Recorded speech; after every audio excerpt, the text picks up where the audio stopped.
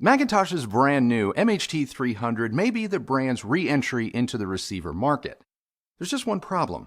It isn't a home theater receiver.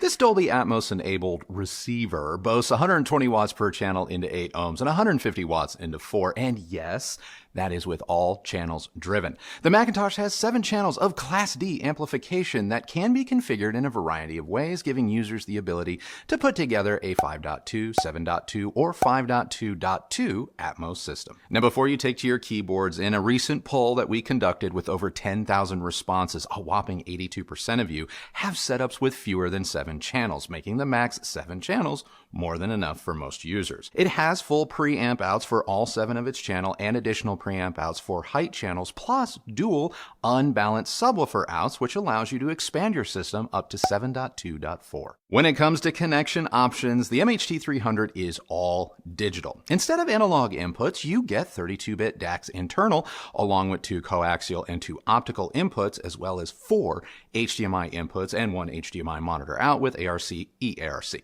Its HDMI inputs are pass-through only and can switch between devices with signals up to 8K 60. The MHT is also compatible with HDR formats such as Dolby Vision, as well as audio formats like Dolby Atmos. What you don't get is any video processing, and you can forget modern gaming features. In other words, the MHT will not make legacy videos look sharper or scale them to 4K, nor will it allow you to play video games that utilize the latest tech. And there's also a lack of modern conveniences like Wi-Fi, Bluetooth, AirPlay 2, Alexa, you get the idea. It does have an Ethernet port though, but before you get too excited, understand that the Ethernet port is only for setup. If you want to listen to an internet radio station or any of the popular streaming services, then you're going to have to add Mac's own MB20 Bluetooth receiver or their MS500 music streamer, running you an extra $500 or $6,500 respectively. If the latter's price tag has you twitching, you could always use a third-party device like Audiolab's 7000N or Cambridge Audio's AXN10 and save quite a bit of cash. And once you unbox the MHT300, you'll immediately notice just how lightweight it is. Not that Class D designs using HYPEX sourced amplifier modules are notably weighty, but knowing McIntosh's reputation for over-engineering, well, everything, the featherweight MHT was a surprise. You'll also notice Mac's trademark all-glass front is missing. In its place, a standard viewing window surrounded by matte black aluminum. While I find the McIntosh very well built, an all-glass faceplate, man, it just would have been more befitting of its premium price tag. Setting up the MHT300 is interesting, and it's definitely not aimed at the novice user. There's no on-screen display like you'll find on most modern-day AVRs, and setup via the remote is cumbersome at best, so make sure you have the manual on hand to navigate its less than intuitive menu tree. Thankfully, there is an easier way. Once you connect the receiver to your home network, remember, you're going to need your own Ethernet cable because there is no Wi-Fi. You can access McIntosh's computer-based setup menus using a laptop or tablet by simply entering the unit's IP address into your web browser. The web-based setup menus are functional, but I have seen better. Using this method, it is possible to get the MHT up and running in as little as 5 minutes. Pro tip though, a laser measuring tool and SPL meter will speed up this process unless you plan to use DIRAC, which thankfully is included. We used 3 different speaker systems during our evaluation, including the Monitor Audio Platinum 200 3G, serving as left and right mains, and a 6.1 home theater setup, our Bowers & Wilkins 805D4s, with their HTM71 center and the KEF R11 Metas and matching R2 Meta center, both creating a 5.1.2 Atmos setup. To achieve this, I connected the MHT's height preamp outputs to the preamp inputs on the receiver's back channels using a pair of RCA interconnects, which are not included. It's not the sexiest solution, but it does work, and it is the only way to accomplish a 5.1.2 setup with this receiver. If you're at all familiar with DIRAC, there should be no real surprises with its implementation inside the MHT. Since there is no on-screen display with this receiver, you're going to need to download DIRAC's free desktop app to your laptop and follow DIRAC's instructions in order to conduct measurements. While I consider DIRAC one of the top 3 auto room correction solutions on the market, your results are going to vary room to room and system to system, which is why for the duration of this review, I will be describing the sound of the 300 without DIRAC turned on. My last experience with a McIntosh product was with the absolutely magnificent 7200 stereo integrated amplifier. I expected the MHT300 to sound somewhat similar to the 7200, keeping with the brand's house sound. Instead, I felt the sound was more reminiscent of an NAD than a McIntosh. This isn't a negative per se. The 300, it still sounds very good. It just doesn't sound like a Mac, at least not to me. The sound is clean, without too much bass or low mid-bass emphasis, and it is incredibly neutral through the mids with a more controlled or muted high-frequency response. What the MHT does not have is a lot of character, something I feel McIntosh amps are kind of known for. When asked, a rep for McIntosh said that the HYPEX modules are custom manufactured to McIntosh's needs based on necessary power output. McIntosh added their own power guard and sentry monitor afterwards, which are like circuit safety nets that protect your connected speakers. The preamp circuits and or implementation of the various DACs were likely left to McIntosh, but even those have been designed for the utmost neutrality. In other words, the MHT300 sounds like a HYPEX amp. Bass is firm and controlled with good texture. Regardless of the speaker or impedance, these traits are always present at all volumes. When directly compared to Class AB amps, like the Audiolab 8300 XP or the multi-channel amp inside EMOTIVA's new MR1L receiver, both of those produced a greater sense of weight and body through the KEF R11s while not sacrificing much, if any, nuance. Now, the MHT's mid-range is as colorless as I've heard this side of the NAD M33, but if you are looking for a receiver with that old school warmth or, McIntosh signature sound, this ain't it. Dialogue and song lyrics were always clear and very well defined, but in terms of dimension or that three-dimensionality, I've heard better. As for the high frequencies, the information, it's all there, but you can hear that the MHT lacks that metallic sparkle, that ring from, say, a cymbal that our brains expect. And this was evident when listening to The Confidence to Make Mistakes by Abe Rounds. And the same is true of violent impacts like bullet hits, ricochets, or metal-on-metal contact in action sequences like those found in Avengers Endgame, The Flash, and Top Gun Maverick. They sound more subdued when compared to receivers like the MR1L or the Sony 7000 ES. And because the MHT300 lacks that last ounce of sonic contrast, mainly in the treble, dynamics also feel a little stunted. I am not saying that the MHT is dynamically challenged. It's not. It drove every speaker we connected to it without strain, but when a missile rips from its launcher or strikes an enemy aircraft, I want to feel that rawness, that burst. And the MHT didn't always deliver. Was it loud? Yeah, 100 plus dB all day. But loud doesn't automatically mean engaging. Despite having less power, dynamically, both the EMOTIVA and Sony receivers were more captivating when watching blockbuster films. Switching focus to surround sound, the MHT is on par with other traditional receivers that rely on proper surround sound speaker layouts. It doesn't do any special spatial mapping or sonic relocating the way many modern receivers do nowadays, so you really should follow Dolby's guidance concerning speaker layout for the best results. In our room, action tracked very well front to back, side to side, and even overhead, but I just didn't get the sense of there being, say, more speakers in my room than there actually were.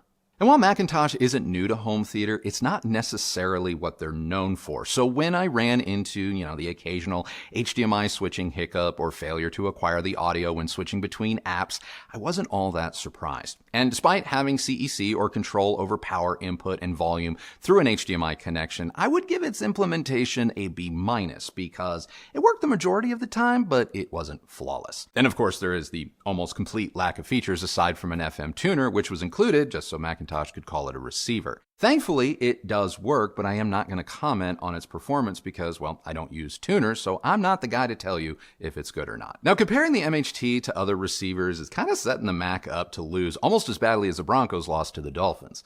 Too soon? When it comes to sheer features, the McIntosh is bested by everything on the market right now. Even a $450 Onkyo 5100 can do more than the McIntosh. Of course, when it comes to power, this is one area where the MHT can hang its hat and come away with a fairly decisive victory.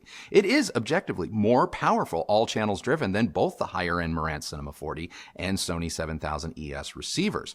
But that doesn't always mean the McIntosh sounds more powerful even when compared to the Marantz or Sony. But if numbers are all that matter, you can always add a multi-channel amplifier to either the Marantz or Sony for less than what the McIntosh commands. I mean, even with the additional cost of another amplifier, you're going to end up with more power than the MHT. But one direct comparison worthy of mentioning is EMOTIVA's new MR1L. Prior to the MHT's arrival, I was ready to write the EMOTIVA off as being kind of behind the times. On paper, though, these two receivers are beyond comparable. And while the 300 may have 8K HDMI pass-through and switching, it gives up things like analog audio inputs, which the EMOTIVA has. So regardless of the features or lack thereof, both are very simplistic receivers that more than likely are still going to work for the vast majority of home theater enthusiasts. Only one costs $8,000 and the other $1,500. And when pitted head to head, neither faltered when driving any of our speakers. That said, I prefer the Class AB sound of the EMOTIVA to that of the McIntosh for both music and movies. Like with any product, it's important for the consumer to manage their expectations. Had McIntosh been, bold and drop the receiver moniker altogether and instead position this product for what I think it truly is, potentially the world's first audiophile grade Dolby Atmos integrated amplifier, I believe there would be a lot less confusion about how to better define the MHT300 amidst McIntosh's storied history, never mind potentially making it easier to reconcile the unit's $8,000 asking price. I think calling it a receiver just invites disappointment, especially from those expecting a do-everything machine. To those of you who fall into that category, save yourself the frustration and look elsewhere.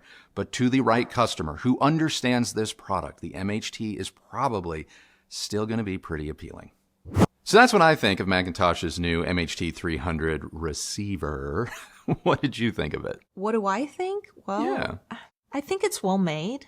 It sounds good. Yeah. It works. Mm-hmm. It's McIntosh. It is that. Is that enough? I mean, I think for McIntosh faithful, probably. Because look, honestly, I'm really struggling to understand this product. Okay. And especially its $8,000 asking price. I have a hard time understanding that. I will give you that. I too don't know how they got $8,000. I don't know McIntosh like maybe some other people do. And I imagine that there are a lot of people that are somewhat like me that, they're familiar with the brand, but maybe they haven't really experienced it beyond ads in a magazine or something, or the occasional dealer showroom. Okay. Again, the whole idea of the faithful customer of the brand, like, who are they? What is it they expect? Because I've always thought that the McIntosh customer was the audiophile purist. I'm struggling to understand what is, even if you were to call it a integrated amplifier, it's Class D. That's not the sound that I think of when I think of McIntosh. It's not. Okay, do you want me to? Okay. Yeah, of course. Look, McIntosh, first and foremost, is just one of America's, just kind of existing or only existing long-running brands. And while this may be a departure for them, like all their products, it's made here. It may be using other sourced parts, but it is made here. And like you pointed out, it is very well made. I mean, I did pop the top on this. I show it in the video. It's clean, it's organized, and likely will be serviceable and stand the test of time, which is something Mac is known for. Right, but EMOTIVA is made here as well in the U.S. Some of their stuff, yes. Some of it. Not all of it. Now, as far as the McIntosh customer being, say, a purist, I could make the argument, and McIntosh would probably agree with me on this one, I could make the argument that the MHT300 is actually a purist device in that it's almost so archaically manual that a purist, especially even a 2-channel one, is likely going to appreciate it. I mean, you have to John Wick call center patch cable to make this thing do Atmos. And while for me, or anyone coming from any experience with modern receivers is going to look at that and go, that's dumb as a bag of hammers. Never mind the fact that by not having analog in there, McIntosh has chosen to keep the analog circuits at this point completely separate from what would be the digital ones. You know how purists are like, I want my DAC separate from my phono preamp, from my amplifier, from my this, that, and the other thing. And the MHT300, as far as receivers go, really kind of let you do that.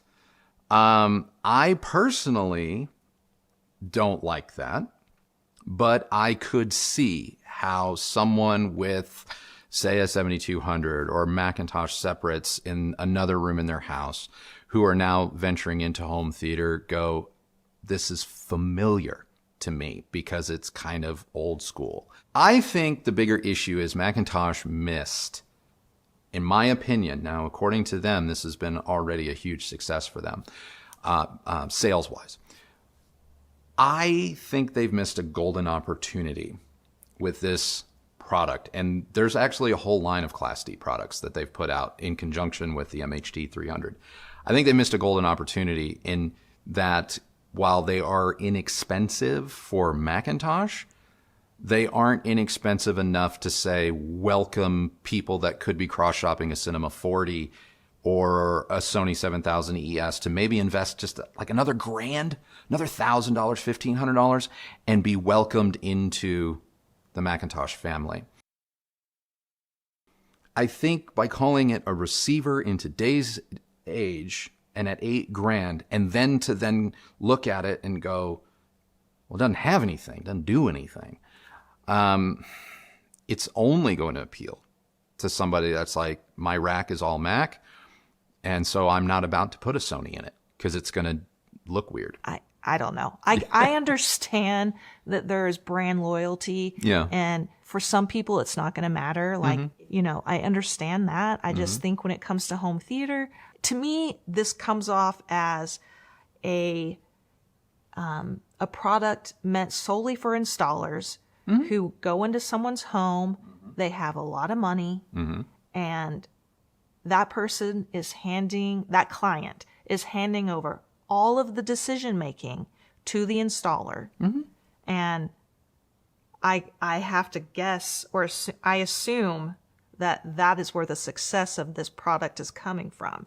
Because I can't imagine someone who's willing to install their own system, pay $8,000, and then not have something as basic as Bluetooth or Wi-Fi.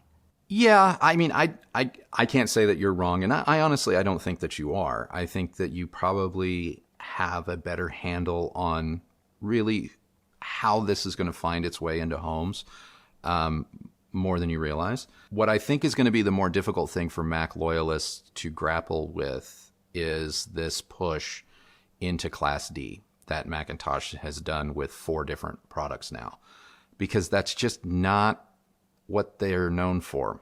And not to say that McIntosh can't do Class D well, or that maybe Gen 2, Gen 3, they go with their very own design, and it's not HYPEX. I think it would have been super compelling for McIntosh to enter this realm again, anew, with being an old storied audiophile brand, but supporting like 8K 60 and having 200 watts per channel, all channels driven, of Class A, B, American muscle, and, a world-class DAC and all of the Wi-Fi. Like, I understand maybe keeping analog off of it. I do.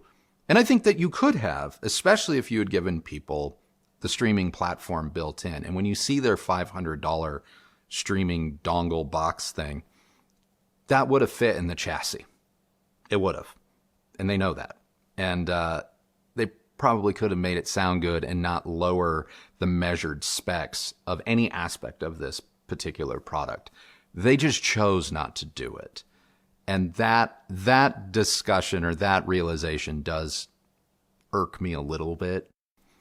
They did it their way. They did it their way. I mean, I guess I'm also, another thing I just thought about was, as far as the brand goes and its longevity and how you attract newer customers to the brand. especially when they're at such high price points. So I can imagine that today, like let's say people around our age who are in a position where they can maybe finally afford something at the cost level that the McIntosh brand asks. I could see that person having grown up around the brand, their families, you know, their father, mother, whoever had that sort of a system. They recall it from their youth, and they're like, oh, there's a nostalgia factor that I want to bring into my life now that I can afford it. 100%. So with that said, how great could it have been had McIntosh kept that little story in mind and put in even the smallest thing like Wi-Fi and Bluetooth and even better next-gen gaming so that the people that now can afford it, that their children will look at the brand and have those memories and think, oh, you know, 20, 30 years from now when they are at a financial position where they can invest in their own system, should they want, they might go look at that. But if that child or teenager now is like, what do you mean? I can't even, I can't stream or Bluetooth my favorite Spotify track to this thing, Dad? Or what do you mean I can't play Modern Warfare, whatever? Those are the things that are going to matter to a younger generation. It's, and you could be planting seeds. For the future. You need to make new audiophiles, new home theater enthusiasts. We need to make new ones and do little machines that cost a ton of money. Not really where the future is going. So that is our review of McIntosh's new MHT300 Dolby Atmos receiver. What do we think?